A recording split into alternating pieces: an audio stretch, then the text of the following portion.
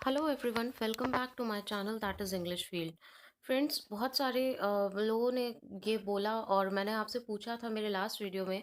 तो सबका सजेशन था कि मैम जो भी आपने किया, क्योंकि आप रिकवर हो चुके हो, तो वो जो चीज़ें आपने की या फिर जो जर्नी थी आपकी, वो ज़रूर आप शेयर करिएगा। वैसे मुझे भी लग रहा था कि इस टाइम पे जो चीज़ें मैंने की या फिर जैसे भी मेरी रिकवरी हो रही है, मुझे ये शेयर करना चाहिए। किसी भी वे में अगर किसी को थोड़ी-सी भी हेल्प हो सकती है, तो वो हमें ज़रूर करनी चाहिए। और आप सबसे भी मैं यही बोलूँगी कि आपसे जो भी हेल्प होती है, किसी को अगर कोई कोविड पॉज़िटिव डायग्नोस हुआ है, तो उसकी आप हेल्प ज़रूर करें, उससे पीछे नहीं भागें। बाकी इससे रिलेटेड कुछ वीडियोज़ मैं बनाऊँगी, तो मैं शेयर करूँगी आपके साथ में। आई होप आपको वो बेनिफिट पहुँचाएँगे किसी न किसी तरीके से।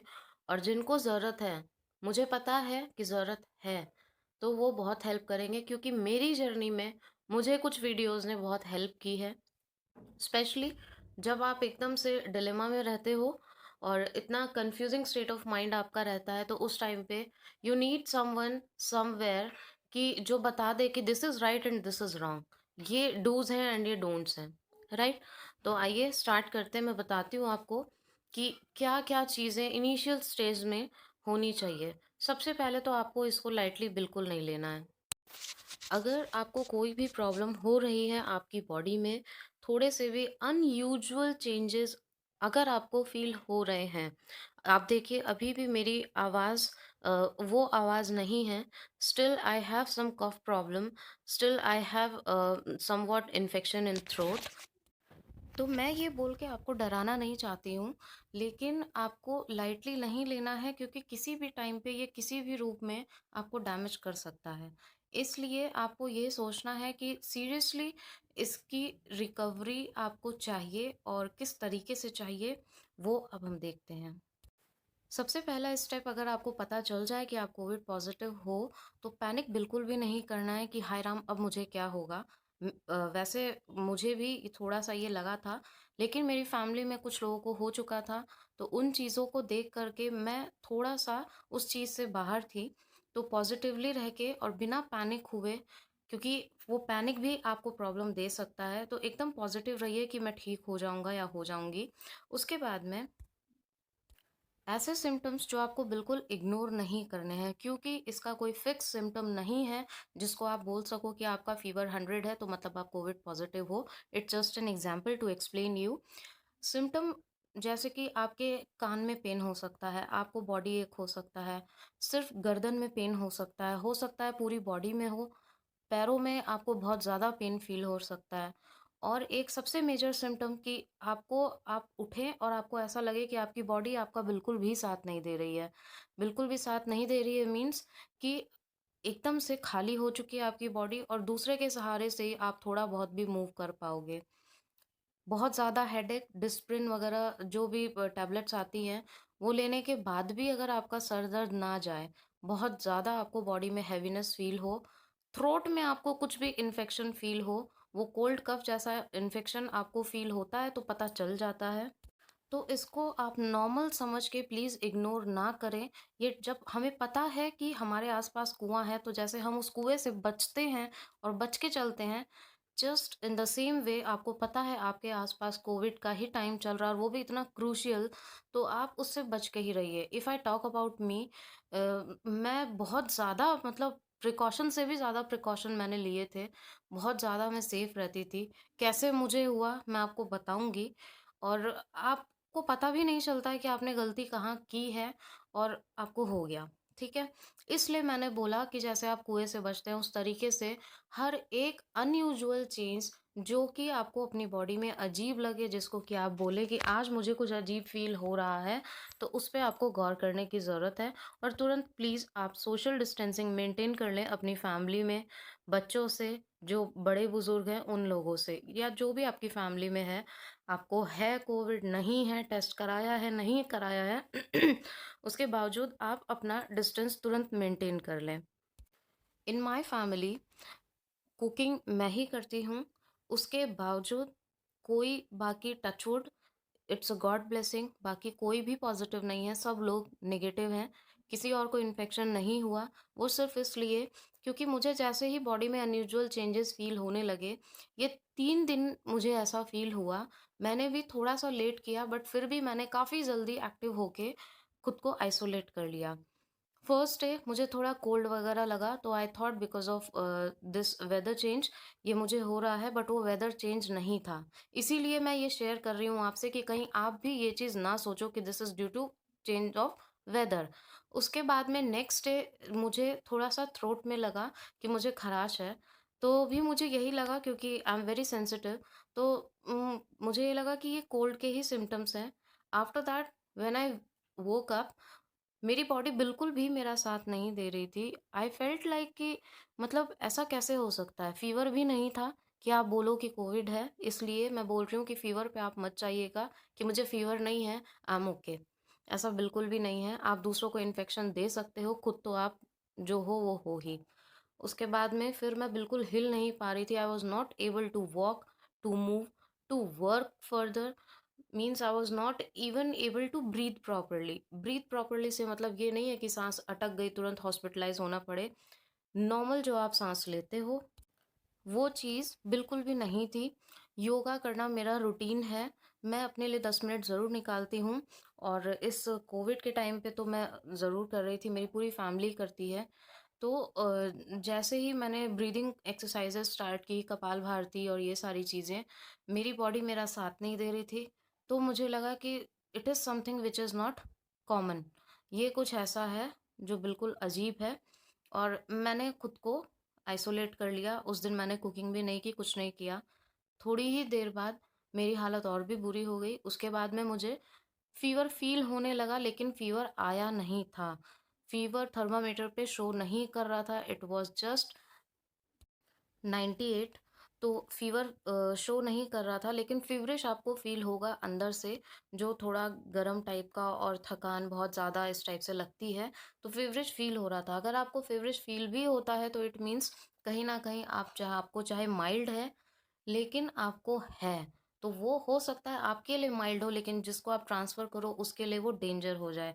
बिकॉज़ सबकी बॉडी पे इसके अलग-अलग रिएक्शंस हैं, कोई प्रूवन फैक्ट नहीं है, ना डॉक्टर्स के पास में है, इतना मैं आपको बता दूँ जिसको वो कह सकें हाँ, ये चीज़ ऐसे हुई और ऐसे है। क्योंकि मैंने मेरी खुद की ही फैमिली में इतने लोगों को देखा है, सबकी बॉडी पे अलग-अलग रिएक्शंस थे, सबकी बॉडी पे अलग-अलग चेंजेस थे। फिर मेरी जर्नी स्टार्ट हो गई, मैंने खुद को आइसोलेट कर लिया, फिर मेरा टेस्ट भी हुआ, तो इट वाज़ पॉज़िटिव और टेस्ट मैंने 7 डेज़ के बाद करवाया था। अब आप बोलेंगे कि 7 डेज़ के बाद क्यों करवाया?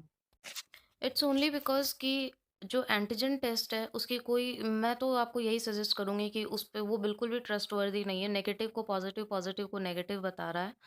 मेरी आवाज़ थोड़ी-थोड़ी ब्रेक हो रही है बिकॉज़ इतना फ्लो में अभी भी मैं नहीं बात कर पा रही हूँ। तो एंटीजन टेस्ट को आप फॉर श्योर लेके मत चलिए, आरटी-पीसीआर करवाइए। तो वो घर पे आने के लिए रेडी नहीं थे या जो भी प्रॉब्लम्स थी उसके बाद में फिर मुझे पता था कि मुझे है, तो मैंने 1 वीक के बाद में टेस्ट कराया था। I was diagnosed as positive and उसके बाद में फिर जो चीज़ें मैंने की या जो चीज़ें बहुत ज़्यादा एसेंशियल है और सच में जिससे आपकी बॉडी पे इम्पैक्ट होता है और बहुत जल्दी आपकी रिकवरी होती है, अब उसके बारे में जानेंगे और क्या बहुत ज़्यादा ज़रूरी है जो आप इग्नोर नहीं कर सकते, वो हम जानते हैं। तो सबसे पहली चीज़ हाइजीन पे आप आ जाइए। इनफैक्ट हाइजीन से मेरा सिर्फ मतलब साफ-सफाई से नहीं है, सैनिटाइज़र, हैंड सैनिटाइज़र और लिक्विड सैनिटाइज़र प्लस स्प्रे जो डिसइन्फेक्टेंट होता है, ये चीज़ें आपके पास में ज़रूर होनी चाहिए। मास्क आपको पहनना ही पहनना है क्योंकि इसमें आपको खाँसी कब हो जाएगी आपको नहीं पता, खाँसी होती है, मुझे भी हुई थी। और आपको खुद के लिए भी सैनिटाइज़ेशन ज़रूरी है, दूसरों के लिए नहीं। आप सोचो कि हम आइसोलेटेड हैं तो हमें क्या ज़रूरत है इतना ज़्यादा मास्क पहनने की ये। तो आपको खुद के लिए भी ज़रूरत है क्योंकि आप डे बाय डे ग्रो करते हो, वायरस भी ग्रो करता है और फिर जब 5th डे पास आउट हो जाता है तो आप रिकवरी की तरफ जब जाते हो तो अगर आप जिस रूम में आइसोलेटेड हैं, उसको अगर आप ध्यान नहीं रखते हैं, उसको क्लीन नहीं करते हैं डे बाय डे, तो वो भी आपके लिए हार्मफुल है, आपकी रिकवरी में वो प्रॉब्लम देगा। ये सारी चीज़ें मैं अपनी तरफ से नहीं कह रही हूँ, मैंने ऐसा किया है और एक दिल्ली के डॉक्टर हैं, वो ऑनलाइन कंसल्ट उनसे किया था। वो मेरे किसी फैमिली में उनके मेन रिलेटिव हैं, बहुत क्लोज़ रिलेटिव हैं, तो उनसे मेरा सारा कंसल्टेशन चला था। उन्होंने ही मुझे ये सारी चीज़ें समझाई कि more than your medicines all these things are going to work for you. तो मेडिसिन्स तो जो चलेंगी चलेंगी, इन चीज़ों को आपको इग्नोर नहीं करना है, इन चीज़ों को आपको इंक्लूड करना ही करना है, तभी आप जल्दी रिकवर होगे। जिस रूम में आप आइसोलेटेड रहते हो, उस रूम में कितने सारे वायरस आप फैलाते हो, वो पहले तो आप देख लो। तो वो आप खुद भी फिर इन्हेल करते हो, एक्सहेल कर रहे हो तो आप इन्हेल भी वही कर रहे हो। हर दिन आपका क्लीन होना चाहिए कि अब मैं इन्फेक्टेड नहीं हूँ, ऐसा आपको फ़ील होना चाहिए। वो कैसे होगा? आप अपने रूम में स्प्रे करते रहिए, लिक्विड सैनिटाइज़र्स भी आते हैं, डिसइन्फेक्टेंट भी आता है। थोड़ा खर्चा होगा, लेकिन ये आपके उस हॉस्पिटल के खर्चे से बहुत कम होगा, क्योंकि कई सारे लोग हैं जो अफ़ोर्ड नहीं कर सकते, बहुत सारी चीज़ें हैं, तो ये छोटी-छोटी अगर चीज़ें आप देखेंगे तो आप प्रॉब्लम में पड़ सकते हैं। अपने रूम को क्लीन करिए, हर दूसरे दिन इफ़ पॉसिबल तो डेली, नहीं तो हर दूसरे दिन अपने बेड कवर्स, पिलो कवर्स ये सारी चीज़ें आपको चेंज करनी चाहिए और जो भी क्लोथ्स आप वॉश करो, उसमें डेटॉल ज़रूर आप यूज़ करो। इससे आपको खुद को भी पॉजिटिव और एक अच्छा एनवायरनमेंट और एक अच्छा फ़ील आएगा और दूसरा आपका रूम भी एकदम हाइजीन रहेगा। सरफेस को भी आप क्लीन करिए, ऐसा नहीं है कि उसी गंदगी में आप लेटे हुए हैं और डेली उसी, क्योंकि जितनी बार आप खाँसते हो, पता नहीं कितने वायरस आप रिलीज़ करते हो जो आपके पूरे रूम में स्प्रेड हो जाते हैं और फिर वो डे बाय डे मल्टीप्लाई होते हैं।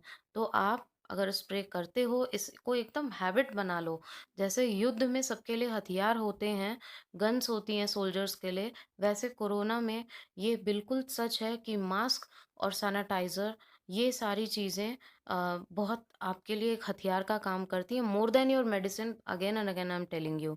दूसरा, अपने हैंड को सैनिटाइज़ करके ही आप कुछ भी खाइए भी या पीजिए, या फिर पॉसिबल हो तो आप हैंड वॉश कर लीजिए, वो और भी ज़्यादा अच्छा रहेगा।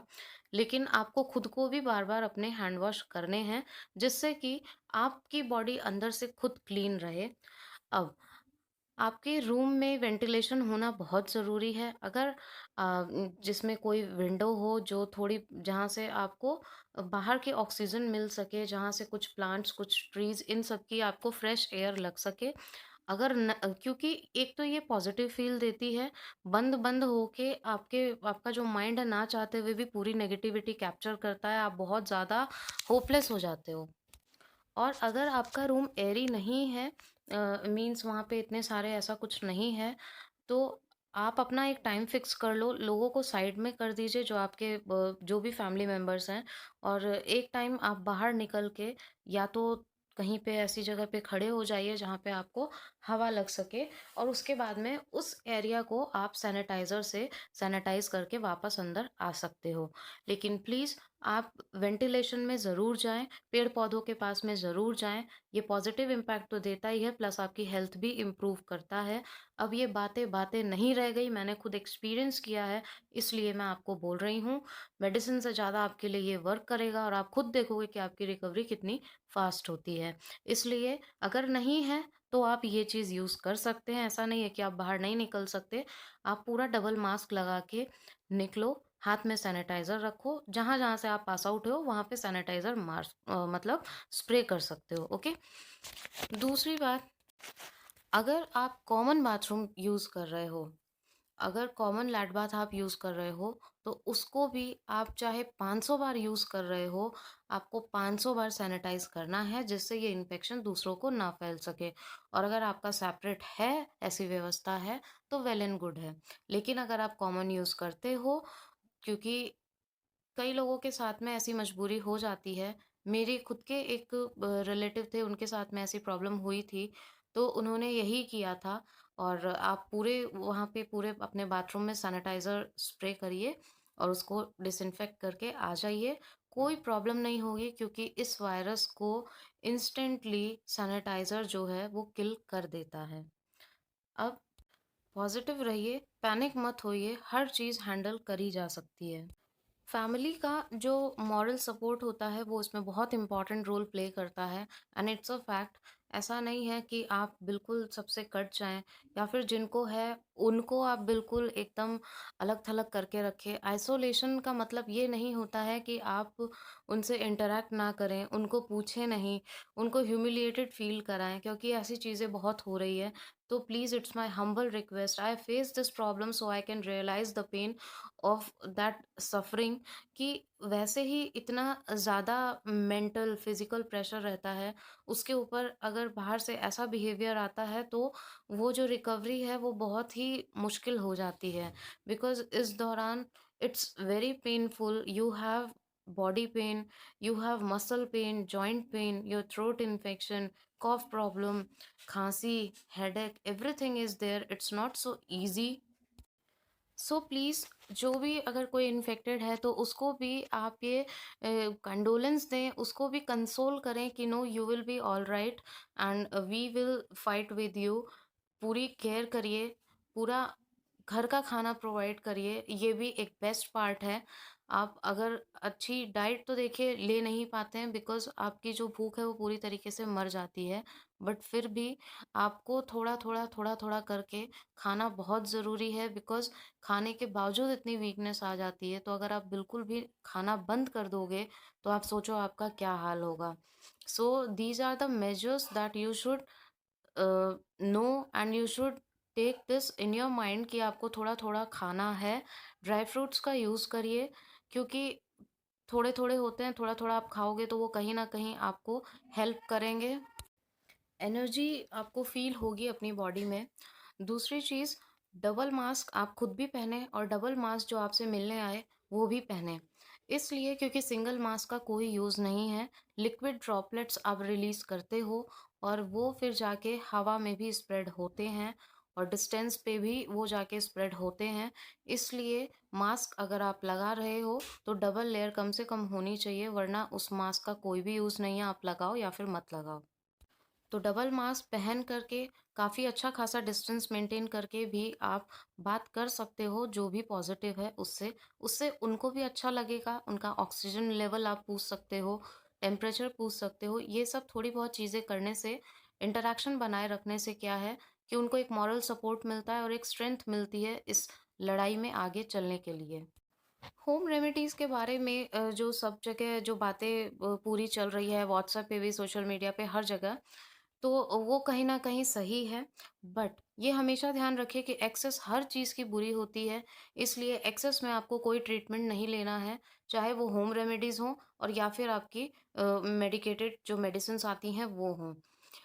ट्रीटमेंट ऑन टाइम लेना बहुत ज़रूरी है। मैंने भी मेरा एकदम टाइमली ट्रीटमेंट स्टार्ट कर दिया था, शायद इसीलिए आज मैं थोड़ी रिकवर हो पाई हूँ। आपको पानी गर्म ही पीना है। गर्म से मतलब ये नहीं है कि गरम-गरम पीना है, इसके बारे में बहुत सारे मिथ हैं।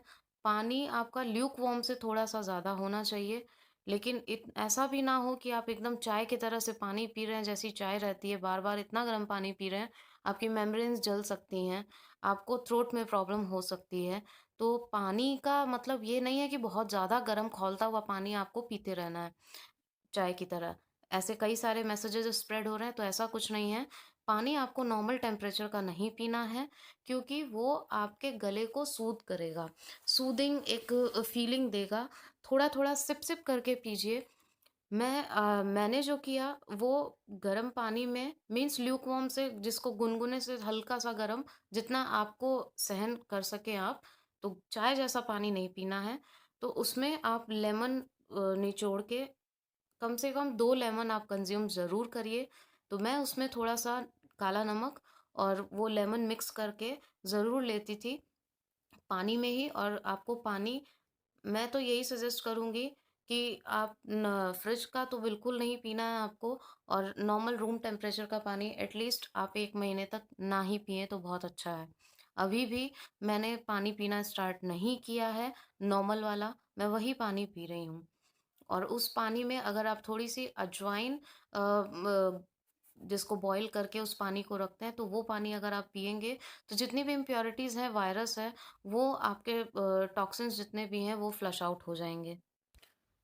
होम रेमेडीज़ में बाकी जो स्टीम है वो आपको लेनी है प्रॉपर। स्टीम के बहुत सारे चीज़ें हैं, मैंने भी 3-4 तरीके से स्टीम ली है। अगर मैं इसी वीडियो में सारी चीज़ें शेयर करूँगी तो वीडियो बहुत लेंदी हो जाएगा और आपको भी बोरिंग लगेगा। इसलिए मैं सॉरी, कुछ प्रॉब्लम्स हैं तो बीच में प्लीज़ उसको इग्नोर करिएगा। तो मैं वो आपसे दूसरे वीडियो में शेयर करूँगी डाइट, ट्रीटमेंट और जो होम रेमेडीज़ और बाकी जो काढ़े वगैरह की चीज़ें हैं जो मैंने ली, कुछ मैंने चीज़ें अलग से की हैं, तो वो मैं आपको ज़रूर बताऊँगी, ज़रूर शेयर करूँगी और वो बहुत ही इफ़ेक्टिव है गाइज़, आप मेरी बात पे ट्रस्ट करिएगा। तो वो चीज़ें आप मेरा जो दूसरा वीडियो आएगा उसको ज़रूर देखिएगा। उसमें पूरे में आपको डाइट और जो भी चीज़ें हैं, वो सारी चीज़ें मैं शेयर करूँगी। काढ़े के भी कई तरीके हैं, तो वो भी मैं आपके साथ में शेयर करूँगी। बाकी स्टीम आपको लेनी है, स्टीम भी मैंने 2-3 तरीके से ली थी। कैप्सूल्स आते हैं, मैं कैप्सूल का नाम तक आपसे शेयर करूँगी, उसकी पिक्स भी शेयर करूँगी। वो कैप्सूल कोई भी ले सकता है, उसमें किसी सजेशन की ज़रूरत नहीं है। तो वो कैप्सूल आप मार्केट में अगर आपको मिल जाता है तो ज़रूर लें, क्योंकि वो आपको इतना हील करेगा, इतना आराम देगा, उसको लेने के बाद आप सो सकोगे, वरना आपको नींद भी प्रॉपर नहीं आती है जब आपको कोविड हो जाता है। मेरा मकसद फिर से कह रही हूँ डराने का नहीं है। इसमें होने वाली कितनी प्रॉब्लम्स और बॉडी चेंजेस आते हैं, उनसे आपको रूबरू कराना है, क्योंकि अगर आपको नहीं मालूम होगा, अगर आपको नहीं पता रहेगा कि ये कितना पेनफुल होता है, तो शायद आप इसको सीरियसली ना लें। और मैं चाहती हूँ कि आप इसको सीरियसली लें, क्योंकि कब हो जाए आप ये सोच के ना बैठे मुझे तो नहीं हुआ, गॉड फ़ॉरबिड किसी को ना हो भई, भगवान सबके ऊपर एकदम अपनी कृपा बरसाए रखें। लेकिन मैं यही बोलती हूँ कि आप ये ना सोचें कि मुझे नहीं हुआ और मुझे नहीं होगा। कहाँ से कब किसको हो जा रहा है कुछ नहीं पता, इसलिए please stay safe, stay at home और डिस्टेंस मेंटेन करके चलिए, डबल मास्क पहन के चलिए, सैनिटाइज़र्स का यूज़ करिए। ये सब यूँ ही नहीं बोला जा रहा, इनका सच में मेजर रोल है। आपके हॉस्पिटल के ट्रीटमेंट से भी ज़्यादा इन सारी चीज़ों का रोल है। अगर आप ये सारी चीज़ें फ़ॉलो करते हैं, तो आपको ये प्रॉब्लम छू भी नहीं सकती है। So, these were some of the basic things that you should know, and you should start at initial stage when you're diagnosed as positive. No need to panic. Everything is there and everything can be done if you are dedicated, whether it's related to your educational factor, whether it's related to your health. What is very helpful is your positive mind. What is helpful is your own willpower that yes, I have to move out of it. One day I'm going to heal all these hardships. One day you will come out from these hardships. This dedication should be in you. No one can help you in this. Why? Because this fight is totally yours. You have to be very powerful, you have to be very positive, then only you can overcome from all these hardships.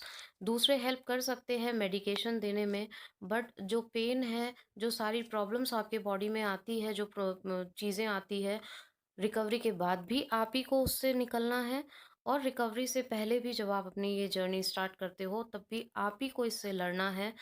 कोई दूसरा आपकी help नहीं कर पाएगा, इसलिए खुद को बहुत स्ट्रॉन्ग रखने की ज़रूरत होती है और आप अगर स्ट्रॉन्ग रहते हो, पॉजिटिव रहते हो तो आप इससे निकल सकते हो। ऐसा बिल्कुल नहीं है कि ये कोई प्रॉब्लम क्रिएट कर सकती है, बस आपको टाइम टू टाइम अपना ऑक्सीजन लेवल देखते रहना है, दिन में 3 से 4 बार चेक करिए, ऐसा नहीं है कि दिन भर आप लगा के ही रखिए उसको अपनी फिंगर में, नहीं तो वो भी पैनिक कर सकता है। और जो मेजर चीज़ मैंने फ़ील की वो मैं आपसे ज़रूर शेयर करूँगी, इसलिए डरना बिल्कुल नहीं है, डट के बस सामना करना है। Thank you very much for all your blessings, for all your support, क्योंकि आपसे भी मुझे बहुत ज़्यादा मॉरल सपोर्ट और पॉजिटिविटी मिली है, जिससे मैं मेरी लाइफ में आगे बढ़ रही हूँ। और उस दौरान जब मैं सबसे ज़्यादा प्रॉब्लम फेस कर रही थी तो आपके मैसेजेस ने बहुत अच्छी हीलिंग पावर दी मुझे, from the bottom of my heart, thank you so much.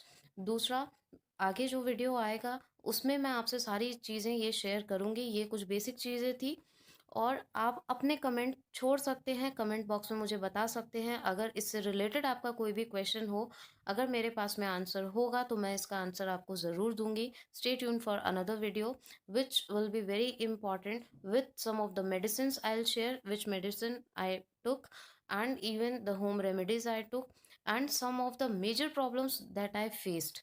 जो बॉडी में मेजर चेंजेस आते हैं तो वो कॉमन होते हैं, तो वो मैं आपसे ज़रूर शेयर करूँगी। Thank you so much.